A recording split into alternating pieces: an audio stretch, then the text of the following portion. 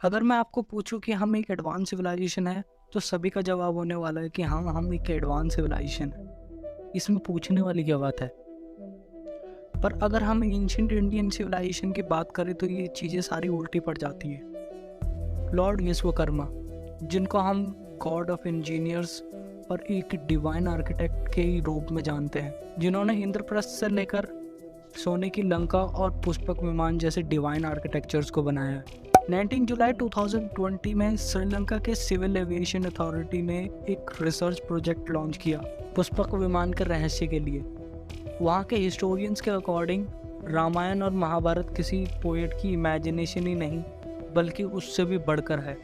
पुष्पक विमान बस एक इमेजिनेशन नहीं होगा, हजारों सालों से पहले ये एग्जिस्ट करता रहा होगा। तो इस वीडियो में हम एंशिएंट इंडिया की एरोस्पेस टेक्नोलॉजी के बारे में जानेंगे, और इस वीडियो को देखकर आप कंफ्यूज हो जाओगे कि हम एक्चुअल में एडवांस है या फिर ये बस हमारा भ्रम है। जहाँ हम लोग अपने ग्रंथों को और वैदिक नॉलेज को इग्नोर करते हैं, वहीं चाइना जैसे देश इसे समझने की कोशिश कर रहे हैं ताकि वो एंशिएंट इंडिया की टेक्नोलॉजी को समझकर उसका इस्तेमाल कर पाएँ।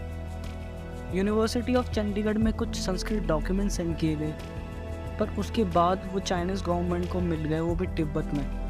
पर इन डॉक्यूमेंट्स में ऐसा क्या था जो कि चाइनीज़ गवर्नमेंट इतनी इंटरेस्ट के साथ इन्हें डिकोड करना चाहती थी। इनके अकॉर्डिंग इन संस्कृत डॉक्यूमेंट्स में एक इंटरस्टेलर स्पेस स्टेशन बनाने की विधि थी।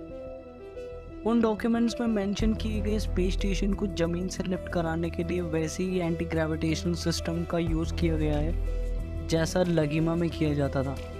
लगिमा एक संस्कृत वर्ड है जिसका मतलब होता है भार का ना होना, मतलब एब्सेंस ऑफ वेट।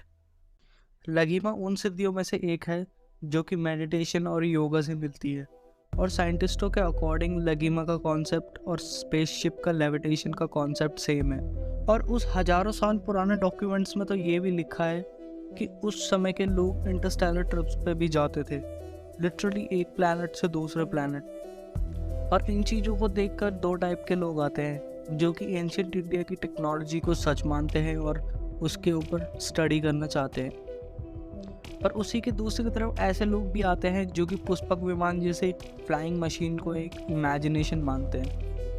पर अगर मैं आपको पूछूं कि फर्स्ट एरोप्लेन किसने बनाया था, तो आपका जवाब होगा राइट ब्रदर्स। पर ऐसा नहीं है। इनसे भी 8 साल पहले एक इंडियन ने एयरप्लेन को डिज़ाइन किया था और सक्सेसफुली उड़ाया भी। इस एयरक्राफ्ट को इंडिया में रहने वाले शिवकर बाबूजी तलपड़े ने बनाया था। पर इससे भी ज़्यादा हैरान कर देने वाली बात है कि इस एयरक्राफ्ट के बनाने के पीछे हमारे वैदिक स्क्रिप्चर्स का बहुत बड़ा हाथ है। इस इन्वेंशन के लिए उन्हें गाइड करने वाले का नाम था पंडित सुब्रह्मण्य शास्त्री। और इधर से ही हमें पता चलता है हमारी एक एंशिएंट बुक के बारे में, जो कि है वैमानिक शास्त्र। ये बुक 8 चैप्टर्स और 30,000 श्लोक से बनी हुई है। पंडित सुब्रह्मण्य शास्त्री के अकॉर्डिंग ये हजारों साल पुरानी वैदिक नॉलेज खुद ऋषि भरद्वाज ने इस बुक में विमानों के चालन के बारे में बहुत डिटेल में लिखा गया है, जिनमें कुछ विमान इंटरस्टेलर और इंटरगैलेक्टिक ट्रैवल्स के लिए बनाए गए हैं और कुछ स्पेशली नॉर्मल लोगों के लिए बनाए गए हैं ताकि वो अर्थ में चला सके। इनको हम आजकल के मॉडर्न प्लेन से कंपेयर कर सकते हैं, और इसी तरह ये इंटरस्टेलर स्पेस ट्रैवल के लिए बनाए हुए विमानों को हम अपने स्पेसशिप से कंपेयर कर सकते हैं, जो कि मेरे हिसाब से गलत नहीं होगा। पर इन हजारों साल पुराने एयरक्राफ्ट्स को पावर किस तरह किया जाता था, ये चीज़ें युगों के हिसाब से बदलती गई है। त्रेता युग में विमानों को मंत्रों से पावर किया जाता था। द्वापर युग में इन्हें पावर करने के लिए तंत्रों का इस्तेमाल किया जाता था, और आज कलयुग में हम आर्टिफिशियल मशीन से इसे पावर करते हैं। कलयुग के 4 विमान, जिनका नाम है शकुना विमान, सुंदर विमान, रुक्मा विमान और त्रिपुरा विमान, इनमें ज़्यादा कोई डिफरेंस नहीं है, बस इनमें प्रोपल्शन मेथड में डिफरेंस है। चारों में थ्रस्ट बनाने के लिए अलग अलग मेथड्स का यूज़ किया जाता था।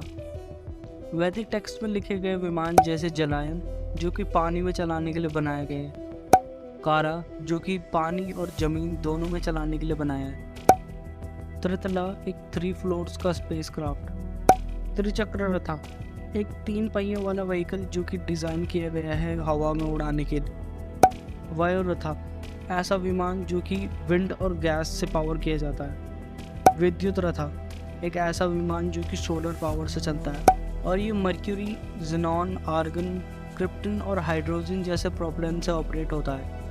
और इन सब में साइंटिस्टों को सबसे ज़्यादा इंटरेस्ट आया वैदिक आयन इंजन मेथड में। इस टेक्निक को नासा ने एक रिसेंट प्रोजेक्ट में भी यूज़ किया। सुन के ही यकीन नहीं होता कि इतने पुरानी बुक में लिखी हुई टेक्निक को आज तक भी यूज़ करा जाता है। और यहाँ तक कि ये बुक एक फ्लाइट मैनुअल की तरह है। कौन सा एरियल रूट लेना है, लैंडिंग का क्या प्रोसेस है, फ्लाइट के टाइम पे पायलट को क्या खाना चाहिए और क्या पहनना चाहिए, ये सभी इन्फॉर्मेशन काफ़ी डिटेल में लिखी है। वो इतना एडवांस थे कि उन्होंने इसमें ये तक भी लिखा हुआ है कि एनिमीज़ की एयरक्राफ्ट से कैसे बचे, इनविजिबल कैसे करे अपने एयरक्राफ्ट को, और बर्ड कॉलिजन से भी कैसे बचे।